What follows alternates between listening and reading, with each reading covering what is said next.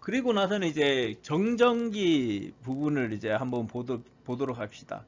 어, 전기에는 두 가지의 전기가 있습니다. 첫 번째가 정전기, 정지되어 있는 전기, 그리고 또 뭐가 있을까요? 그 다음에 할 내용인데, 동전기라는 것이 있습니다. 이게 아시겠죠? 우리 이 정전기 같은 경우에는 물질의 정기적인 성질이 있으나 정지되어 있어서 어떻게 됩니까? 이 요용하게 사용할 수 없는 전기를 보고 우리는 정전기라고 이야기를 하는 겁니다. 정전기. 그래서 그냥 전기는 그냥 가만히 있는, 아무런 동작 없이 가만히 있는 전기, 그거를 보고 우리는 정전기라고 이야기한다라는 겁니다. 가장 대표적으로 이제 보시면은 여기에서 잠시만요, 선생님이 가져. 정전기에서 제일 잘 보일 수 있는 게 바로 이러한 부분일 겁니다. 쌤 머리가 잘 뜨나 모르겠네요. 이제 칠판을 해서 이렇게 선생님 머리 이렇게 뜨는 게 보였습니까? 다시 한번 더 보여드리겠습니다. 이 전기가 있다는 겁니다. 이렇게 정전기가 발생을 한다는 거죠. 선생님이 이제 실제적으로 한번 보여줬습니다. 머리 스타일 다시 한번 더. 네, 됐습니다. 네. 이것처럼 이제 전기가 정지되어 있는 거를 정전기, 우리가 제일 많이 볼 수 있는 게 이 칠판을 가지고 이렇게 보여줄 수 있는 거, 그걸 보고 정전기랍니다. 여러분들, 정전기를 이용한 이제 전기를 저장할 수 있는 기구가 있는데 바로 이게 축전지라는 것입니다. 축전지. 이거를 우리는 컨덴서라고 이야기를 하거든요.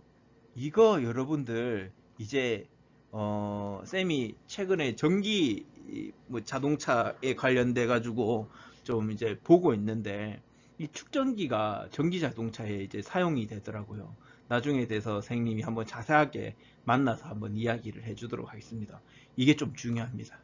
알겠죠? 이제는 옛날에는 전혀 필요 없었고 뭐 축전기가 뭐 그 금방 이제 충전됐다 금방 사라지는 그러한 물질이었는데 이거를 이용해 가지고 전기 자동차에 사용이 되는 부분들이 있습니다. 예, 다음에 만나서 자세하게 이야기합시다.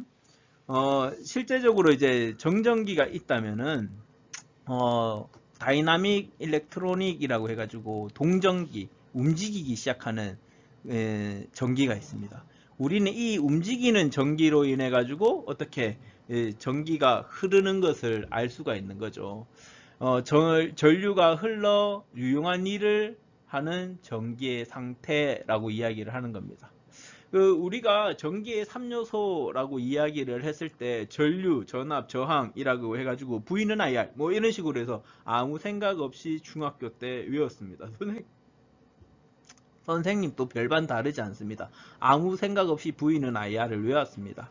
그렇지만 지금 와서 보니까는 이 V는 전압이고 I는 전류고 R은 저항이다. 이거를 이제 알게 되더라고요. 예. 여러분들 이제 아무런 생각 없이 외웠던 거를 이제 여기에서부터 이제 써먹기 시작합시다. 다시 한 번 더 여러분들한테 강조합니다. V는 IR, 전압은 뭐 전류 곱하기 저항이다. 요걸 한 번 더 생각을 한번 해주고 가도록 하겠습니다. 옴 아저씨가 만들었습니다. 옴. 자, 동전기의 흐름에 있어서는 두 가지의 흐름이 있습니다. 첫 번째가 교류, 우리가 AC라고 이야기하는 거.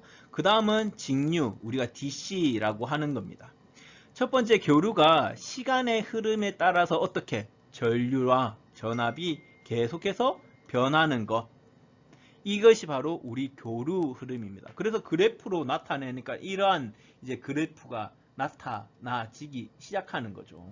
왔다리 갔다리 왔다리 갔다리 플러스 마이너스 플러스 마이너스. 그래서 여기에서 정방향과 역방향으로 반복되어 흐르는 전기라고 표시를 해 놓은 겁니다. 왔다리 갔다리 왔다리 갔다리 하면서요. 저기에서 보시는 것처럼 이제 플러스로 갔을 때는 전구가 어떻게 뿅 하고 이제 불이 밝혀지고 마이너스 갔을 때는 꺼지고 플러스가 쓸 때는 켜지고 이러한 형태의 주기가 만들어진다는 겁니다. 우린 이걸 어떻게 또 다른 말로는 주파수라고 이야기 또 할 수가 있겠습니다. 이 교류 전기가 자동차에서 사용이 지금은 일반적인 자동차에서는 직류를 우리 사용을 하고 있죠. 직류를 사용하고 있는데 전기 자동차로 이제 가면은 이 교류를 사용해 가지고 자동차의 속도를 제어할 수 있게 되는 겁니다. 이거는 나중에 또 선생님이 또 설명을 해 주도록 하겠습니다. 자, 이제 직류입니다. 직류. 직류는 시간의 변함에 따라서 어떻게 됩니까? 전류랑 전압이 변하지 않고 일정한 값을 유지하는 겁니다. 몇 볼트? 12V로 말이죠. 우리 자동차에서는요. 자, 이 12V로 이제 전혀 변하지 않고 계속해서 사용이 되어지는 것들을 우리는 이 직류 전압 DC라고 이야기를 하는 거죠. 자, 그래서 이제 전기가 흐르는 데 있어서는 두 가지의 흐름으로 흐른다. 첫 번째, 시간에 따라서 왔다 갔다 하는 거. 두 번째, 그냥 직선으로 쭉 가는 거. 이렇게 두 가지의 흐름으로 이제 동전기가 만들어진다라는 사실 기억해 주시길 바랍니다. 자, 그 다음은 이제 동전기에 있어서 제일 첫 번째 이제 전류에 대해서 한번 보도록 합시다. 전류라는 것은 뭔지에 대해서 한번 봅시다.